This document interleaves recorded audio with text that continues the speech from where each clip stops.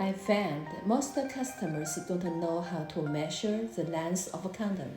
When they want to know the length of a condom, they often use a ruler to measure from beginning to end. Then they tell the factory, I want to buy a condom at the length of 190 mm. But according international standard, the tip of a condom is not included in the length. If factory produce according this length, 190 mm, when they produce out from the beginning to the end, the length will be more than 200 mm. In this way, it will increase customers' cost, and many users cannot use this size. When they express the width of condom, they also cannot see very clearly. The width of a condom needed to be measured in this way.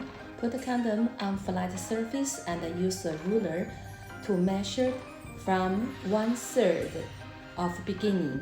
If a customer uses diameter to express the width of condom, it will bring difficulty to communication. We have produced the condom more than 25 years. If you have any question about the condom production, you can contact with us.